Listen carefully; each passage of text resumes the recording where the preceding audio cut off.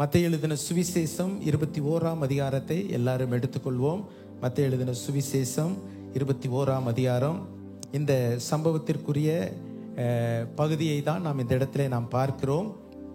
நம்ம எல்லாரும் இணைந்து இந்த வசனங்களை வாசித்தால் நலமாக இருக்கும் என்று நம்புகிறேன். எல்லாரும் மத்தேயு 21ஆம் அதிகாரம் 1 முதல் ஒரு 10 வசனங்கள் வரை நாம் வாசிக்கலாம். அவர்கள் எருசலேமுக்கு சமீபமாய் ஒலிவ மலைக்கு அருகான பெத்பகேக்கு வந்தபோது இயேசுவானவர் சீசரில் 2 பேரை நோக்கி, உங்களுக்கு எதிரே இருக்கிற கிராமத்துக்கு போங்கள். போன உடனே அங்கே ஒரு கழுதையையும் அதனோடு ஒரு குட்டியையும் கட்டி இருக்க காண்பீர்கள். அவைகளை அவிழ்த்து என்னிடத்தில் கொண்டு வாருங்கள். ஒருவன் உங்களுக்கு ஏதாகிலும் சொன்னால் இவைகள் ஆண்டவருக்கு வேண்டும் என்று சொல்லுங்கள், உடனே அவைகளை அனுப்பிவிடுவான் என்று சொல்லி அவர்களை அனுப்பினார். இதோ உன் ராஜா சாந்த குணமுள்ளவராய் கழுதையின் மேலும் கழுதை குட்டியாகிய மரியின் மேலும் ஏறிக்கொண்டு உன்னிடத்தில் வருகிறார் என்று சீயோன் குமாரத்திக்கு சொல்லுங்கள் என்று தீர்க்கதரிசினால் உரைக்கப்பட்டது நிறைவேறும்படி இதெல்லாம் நடந்தது. சீசர்கள் போய் இயேசு தங்களுக்கு கட்டளையிட்டபடியே செய்து கழுதையையும் குட்டியையும் கொண்டு வந்து அவைகளின் மேல் தங்கள் வஸ்திரங்களை போட்டு அவரை ஏற்றினார்கள். திரளான ஜனங்கள் தங்கள் வஸ்திரங்களை வழியிலே விரித்தார்கள். வேறு சிலர் மரக்கிளைகளை தரித்து வழியிலே பரப்பினார்கள்.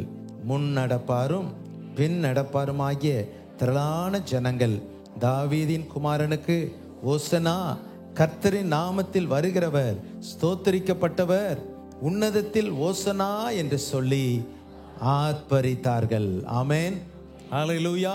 இன்றைக்கு ஆர்ப்பரிப்பின் நாள். ஆகவே கர்த்தரை நாம் மகிமைப்படுத்துகிற ஒரு நாளாக இது நம்முடைய சுதந்திர இந்தியாவிலே கர்த்தர் நமக்கு தந்திருக்கிற இந்த வாய்ப்பை இழந்து விடக்கூடாது.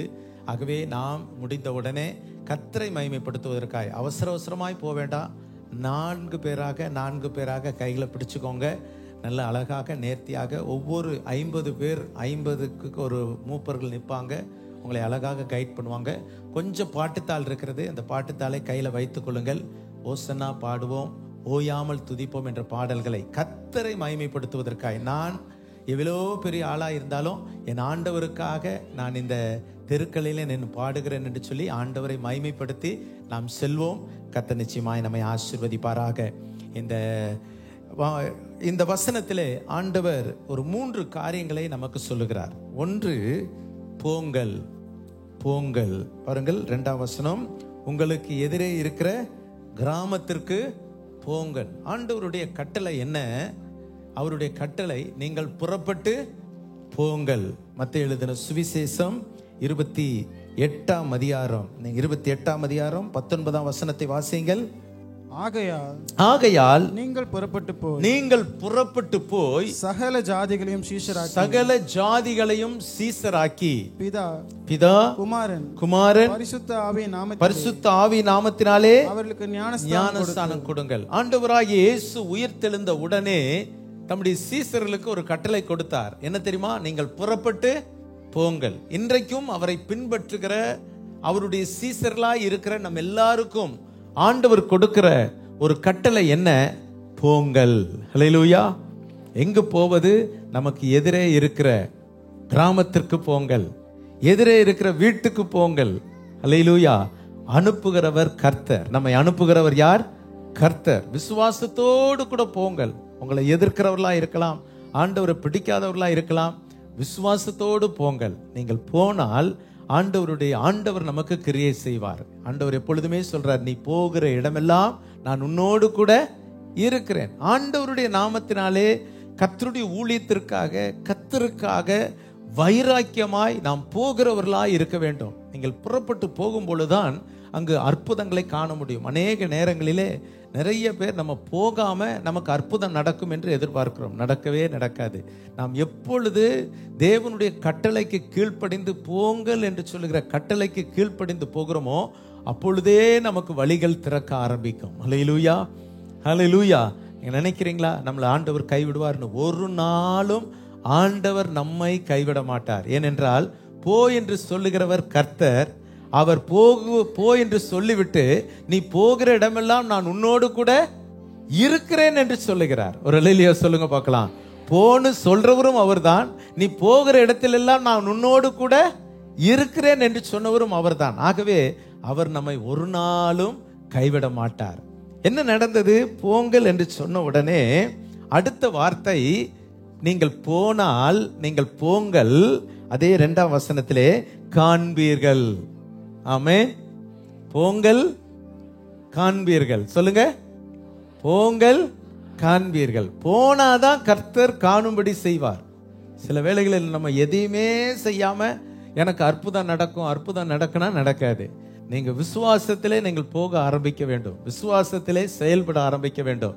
சில காரியங்கள், அற்புதத்தை நாம் காண்பதற்கு தான் கர்த்தர் நம்மை வைத்திருக்கிறார். நாம் அற்புதத்தை காண்கிற சந்ததி. எத்தனை பேர் விசுவாசிக்கிறீங்க? அல்லேலூயா. இந்த உலகத்திலே ஆண்டவருடைய வசனம் நமக்கு சொல்லுகிறது, உன்னை அதிசயங்களை காண பண்ணுவேன். அதிசயங்களை செய்கிற தேவன் நாம், நம்முடைய ஆண்டவர். அவர் நம்மை அதிசயங்களை காண பண்ணுகிறார். எப்பொழுது அதிசயம் நடக்குமாம்? நீங்கள் புறப்பட்டு போகும் பொழுது, விசுவாசத்தோடு கூட கர்த்தருடைய வார்த்தைக்கு நீங்கள் புறப்பட்டு போகும் பொழுது அங்கு நீங்கள் காணும்படியான அற்புதத்தை கர்த்தர் செய்வார். இந்த இடத்துல என்ன அதிசயம்? ஆண்டவருக்கு ஒரு கழுதை தேவை, ஆண்டவருக்கு ஒரு கழுதை தேவை அவரை சுமந்து செல்வதற்கு. ஆகவே அவர் சொல்லுகிறார், சீசர்களை பார்த்து நீங்கள் புறப்பட்டு போங்கள், நீங்க போய் பாருங்கள், அங்கே காண்பீர்கள். அப்போ அவர்கள் என்ன செய்தார்கள்? அங்கே போனார்கள். அப்புறம் ஆண்டவர் சொல்றார் 3வது வார்த்தை, போங்கள் காண்பீர்கள். 3வது வார்த்தை என்னது? கொண்டு வாருங்கள். bring it to me. எனக்கு, என்னிடத்தில் அதை என்ன செய்யுங்க? கொண்டு வாருங்கள். ஆண்டவர் என்ன சொல்லுகிறார்? போங்கள், நீங்கள் காண்பீர்கள், அதை என்ன செய்யுங்க? கொண்டு வாங்க. நீங்க எதிர இருக்கிற வீடுகளுக்கெல்லாம் போய் அவங்கள கொண்டு வாங்க. ஆமென். நீங்க போங்க, இதுவரை நீங்க சுவிசேஷம் சொல்லாத வீட்டுக்கு போங்க. இந்த 5 இடங்களிலே கர்த்தருடைய கிருபையினால் நல்ல சுவிசேஷத்தை அறிவிக்க கர்த்தர் எனக்கு கிருபை செய்தார். நல்ல தெளிவாக அந்த வார்த்தைகள் வந்தது. என்னோடு கூட அந்த இருந்த எல்லாரும், எல்லாம் முடியும் போது கிட்டத்தட்ட 50 பேர் இருப்பாங்க. 50 பேர் இருந்து எப்படியோ எங்களுக்கு யாராவது சாப்பாடு செஞ்சு வச்சிருவாங்க. ரொம்ப டேஸ்டி ஃபுட். எங்களுக்கு நினைச்சே பார்க்கல. ஆண்டவருக்காக இதை செய்யும் பொழுது எல்லாமே, அது எல்லாமே ஒரு செலவில்லாம கர்த்தர் அதைக்கு. ஆகவே இந்த நாம் கொண்டு வரணும். போய் சொல்லும் பொழுது, நாம் தேவனுடைய வார்த்தைக்கு கீழ்ப்படிந்து நாம் போகும் பொழுது கர்த்தர் ஆத்துமாக்களை நமக்கு தருகிறார். இந்த வசனத்திலே நாம் பார்க்கிறோம், போங்கள் காண்பீர்கள், கொண்டு வாருங்கள். கொண்டு வாருங்கள். ஏன் கொண்டு வர வேண்டும்? 3ஆம் வசனம், ஒருவன் உங்களுக்கு ஏதாகிலும் சொன்னால் இவைகள் ஆண்டவருக்கு வேண்டும், இது ஆண்டவருக்கு வேண்டும். நீங்க போய் சொல்லணும், நீங்க ஆண்டவருக்கு வேணும்னு சொல்லணும். பக்கத்துல உள்ள ஆளை பார்த்து என்ன பண்ணணும்? இங்க இல்ல, வீட்டுக்கு பக்கத்துல இருக்கிற மக்களை பார்த்து, ஆண்டவர் உங்களை நேசிக்கிறார், நீங்க ஆண்டவருக்கு வேண்டும். எங்க பாஸ்டர் சொன்னாரு, எங்கு போனாலும் தேவனுடைய கூட்டங்களுக்கு கூட்டம் கூட்டமாய் மக்கள் வருகிறார்கள். காரணம், இயேசுவின் அன்பை எல்லாரும் புரிந்து கொண்டு இருக்கிற காலம். எல்லாரும் இயேசுவின் அன்பை புரிந்திருக்கிறார்கள். ஏன்? நீங்கள் கொண்டு போய், நீங்கள் ஆண்டவருடைய சத்தத்திற்கு கீழ்ப்படிந்து போனால் காண்பீர்கள், அது ஆண்டவருக்கு வேண்டும், ஆண்டவருக்கு வேண்டும் என்று சொன்னார்கள். அல்லேலூயா. அப்போ ஆண்டவருக்கு நாம் தேவைப்படுகிறோம். அல்லேலூயா. ஆண்டவருக்கு நாம் தேவை. அதனாலதான் நம்ம எல்லாம் கர்த்தர் அழைத்திருக்கிறார். அல்லேலூயா. நீ எனக்கு தேவை மகனே, நீ எனக்கு தேவை மகளே. ஒருவேளை யாரா இருந்தாலும் ஆண்டவர் யாரையுமே வேண்டான்னு வெறுக்க மாட்டார். அவர் எல்லாரையும் நேசிக்கிறார், எல்லாரையும் நேசிக்கிறார், எல்லாரையும் கனப்படுத்த விரும்புகிறார்.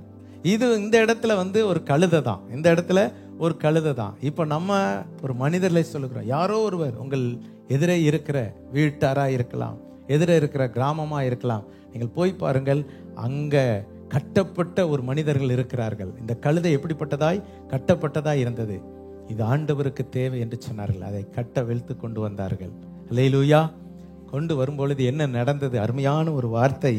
கொண்டு வந்த பொழுது 7ஆம் வசனம், கழுதையையும் குட்டியையும் கொண்டு வந்து அவைகள் மேல் தங்கள் வஸ்திரங்களை போட்டு அவரை ஏற்றினார்கள். பாருங்கள், அவரை ஏற்றினார்கள். எதற்கு தேவை? ஆண்டவருக்கு அது தேவை.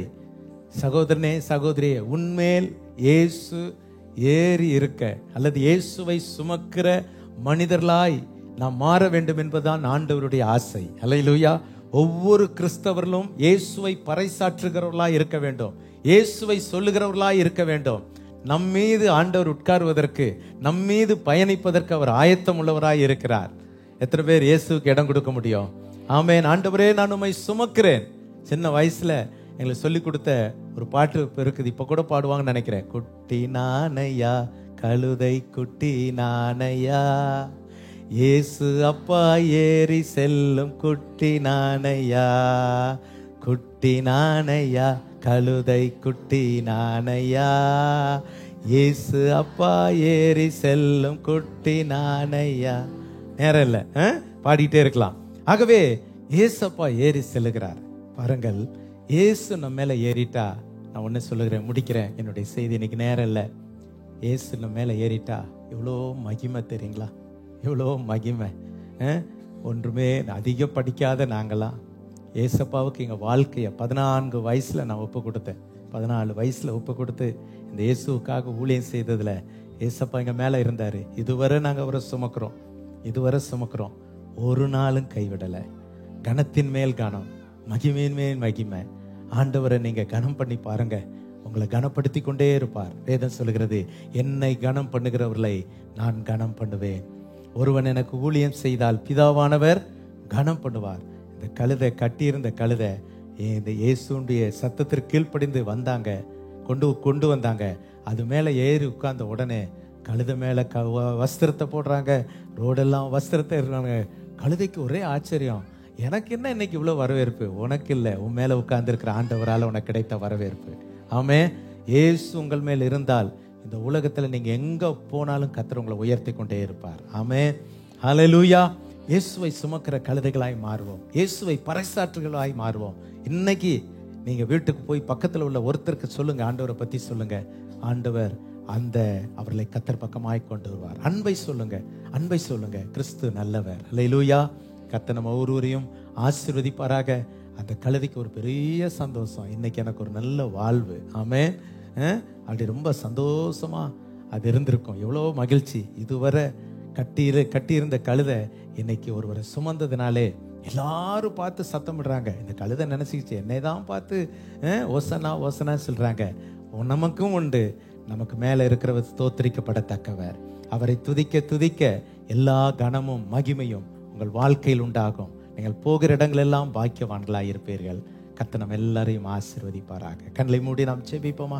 ஒரு நிமிஷம் கண்களை மூடி ஆண்டவரிடத்துல நம்மை ஒப்பு கொடுப்போமா? நம்மை தாழ்த்துவோம்.